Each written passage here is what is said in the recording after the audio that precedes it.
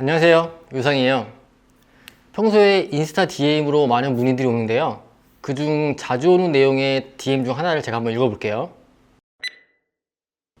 30만원 쓰고 온 건데 거기서 이렇게 인스타 상담으로 짧은 머리도 된다고 해서 갔더니 예시로 보여준 건 외국인이라 막상 갔더니 안 된다고 하시더라고요. 같은 분한테 인스타 상담하고 충북에서 날 비워서 서울 간 건데 당황스러워서 그럼 어떻게 해야 그나마 비슷하거나 예쁘게 할 수 있을까요? 했더니 그럼 그냥 블리치 해드릴게요 하고 해주셨는데, 범위도 좁고 겉에 머리를 층을 너무 짧게 내고 블리치 넣으니 아저씨 같아서 당황스러웠어요. 근데 딱히 뭐라 할 수가 없어서 돈 내고 나왔어요. 네, 머리를 망쳤는데 어떻게 해야 하는지, 자신이 원하는 스타일로 다시 할 수 있는지에 대해 물어보시는 분들이 꽤 많아요.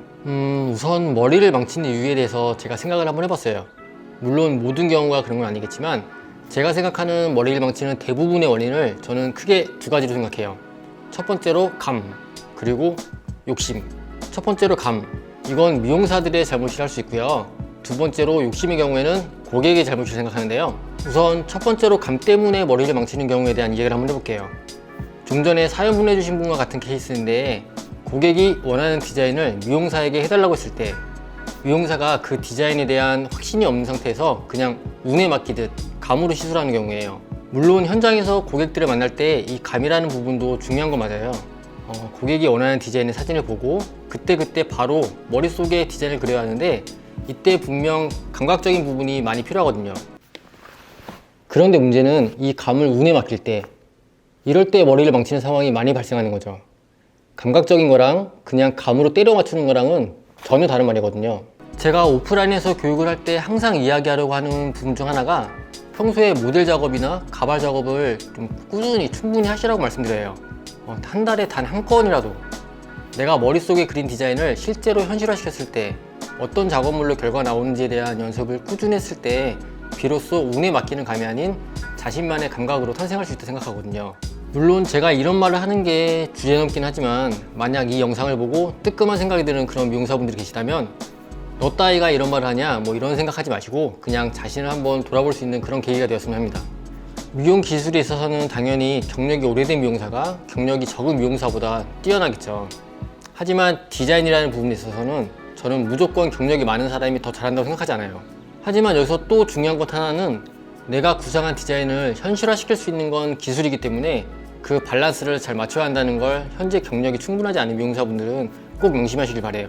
가끔가다 정말 안 좋은 케이스의 미용사들을 볼 때가 있는데, 어떤 케이스냐면 미용 경력이 충분하지 않은 상태에서 기술 습득이 따라가지 못하는 그런 상태인데, 디자이너라는 이름에 심취해서 머릿속으로 그냥 마구 디자인만 하고 제대로 표현해내지는 못하고 그냥 혼자 예술하듯 안 좋은 결과만 반복하시는 분들, 네, 이런 분들은 결국은 누구도 알아주지 못하는 혼자만의 미용을 하시게 되더라고요. 미용사라는 직업은 그때그때 디자인해서 만든 작업물을 현장에서 바로바로 돈을 받고 팔아야 하는 그런 직업이라는 점 꼭 명심하시길 바랄게요. 디자인에 대한 고민은 언제나 항상 해야 하는 게 분명하지만 스텝 혹은 초급 디자인의 경우에는 탄탄한 기술력, 그 습득이 어찌 보면 더 중요할 수 있다는 걸 꼭 말씀드리고 싶네요. 전형적인 꼰대들의 TMI였네요. 자, 그럼 머리를 망친 이유 두 번째에 대한 얘기를 한번 해볼게요. 바로 욕심 때문인데요.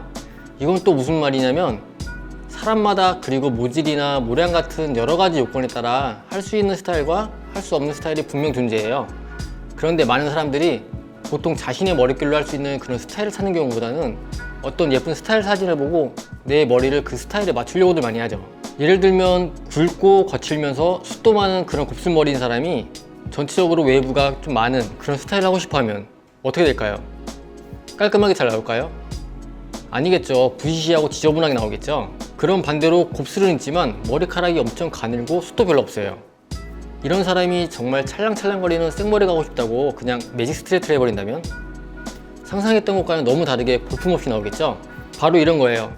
모질에 따라 할 수 있는 스타일을 골라야 하는데, 그냥 이 사진이 너무 이뻐서, 너무 이쁘다고 해서, 아니면 어느 연예인의 헤어스타일이 너무 이쁘다고 해서 무작정 그걸 따라하게 되면 안 된다는 말이에요. 바로 욕심이 부른 참담한 결과로 인해 머리를 망치게 되는 거죠. 그리고 또 이런 욕심을 부리는 경우에도 머리를 망치는 걸 많이 보는데요, 바로 셀프예요.